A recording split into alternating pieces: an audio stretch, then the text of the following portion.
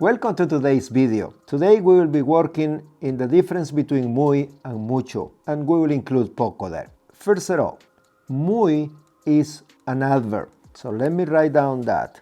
Muy is an adverb. And as an adverb, muy do not agree with gender and number, right? There is no adverb that can agree with the gender and number. That's the first thing with muy. The second thing that is important to remember related to muy is that muy cannot be used alone. You cannot say muy. You have to say muy bien, right?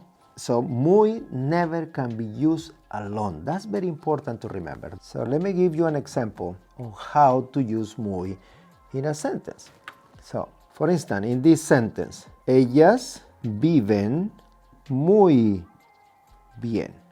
In this sentence, the adverb muy is intensifying another adverb, in this case, bien. That's a common role in Spanish of the adverb muy, to intensify another adverb or an adjective, and that's normal in Espanol. In this sentence, remember the rule, subject, verb, and then we have the complement here, right? And the complement is, in this case, constructed with two adverbs. Now, the point today is to focus in muy. Muy is an adverb that can intensify another adverb, like in this case, can intensify a verb and also can intensify an adjective. That's very important. I will give you another example. If I say, tú eres muy guapo. In this case, the adverb muy is intensifying an adjective, in this case, guapo. Right? We are assuming in this sentence that that person, tú, is a male because guapo is the adjective and is masculine. So this adverb here is intensifying an adjective, and that's the role of muy in general. And in case number 3, we will start presenting mucho as well as poco. Mucho means a lot, poco means little, and both, the most common use of those two expressions is as adjectives. That's the most common use of mucho or poco, as adjectives. And because they act as adjectives for the most part, they have to agree with the gender and the number when they are acting as adjectives, because that's the role of adjectives, right? They agree with the gender of the number of the noun that they are in company. So let's give a couple examples here. Usted, that's the subject, remember, tiene mucha paciencia. Here, mucho is working as an adjective and changing to mucha because paciencia is feminine and is singular. Therefore, mucho, the adjective that is describing or qualifying the word paciencia, has to be feminine and singular as well. Now you may think, if you remember last video, we were working on adjectives, and if an adjective in Spanish is describing, right, we place it after the noun. But why we are putting mucha, in this case mucha or mucho or poco, before the noun? Because it's a numerical adjectives, and numerical adjectives in Spanish as well as in English are placed before the noun. That's very important, and for English speakers that should be very easy because it's the same logic in English. What about if I change into something masculine? And if I say, ellas tienen poco dinero. See here, poco is also working as an adjective and is masculine singular. Why? Because the noun dinero here, right, is masculine singular. Let's move on. Case number 4 will be using mucho or poco as adverbs, and that's a little bit problematic.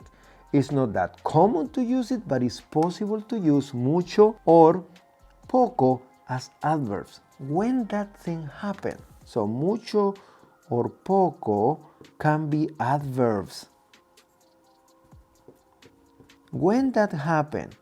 Well, that happens when you are intensifying a verb, right? If you have a sentence, you build a sentence that has a verb, and you need to intensify that sentence, you will have to intensify it with the adverb, in this case, mucho or poco, after the verb.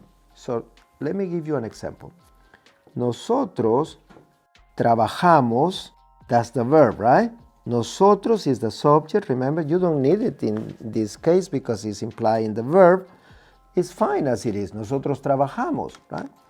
But if you think that you need to intensify, you need to say more about that sentence, what is the better way to do it? Using one of those two adverbs. So you can say, nosotros trabajamos poco. Right? We work very little, right? We work very little. Now here, notice this. In that position, poco or mucho is acting as an adverb. Therefore, do not agree with gender or number. In fact, the verb trabajar, any verb doesn't have gender or number. So, nosotros trabajamos poco. Nosotros trabajamos mucho. Now, notice the position. In this sentence, you cannot use muy. There is no way to put muy after a verb. The position of muy, remember, is before an adjective or before another adverb, but not after a verb.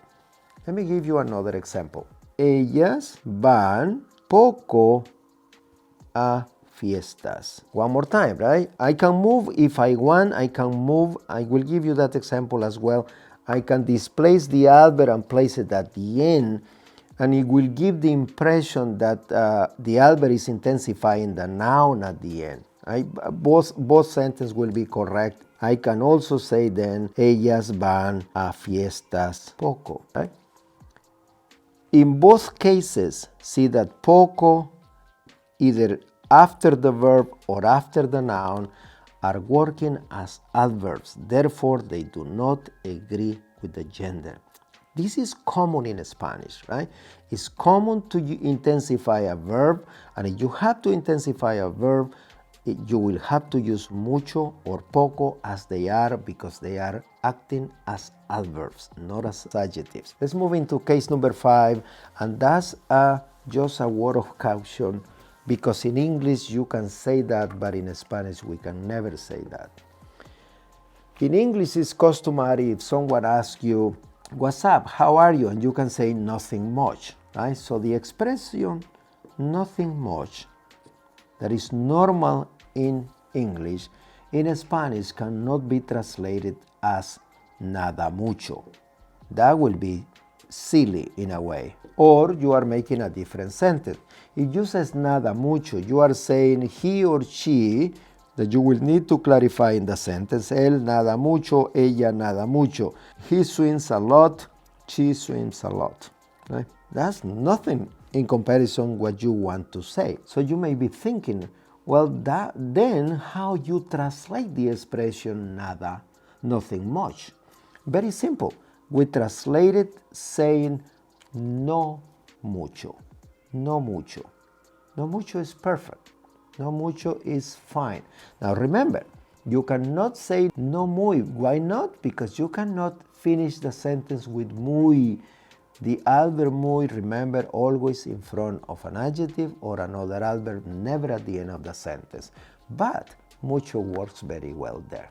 So remember that. It's just a tip for you if you are translating in your brain and you want to answer when someone asks you ¿qué pasa? And you say, okay, in English we say nothing much, so I probably can say nada mucho. That's not possible. You have to go simple and say no mucho.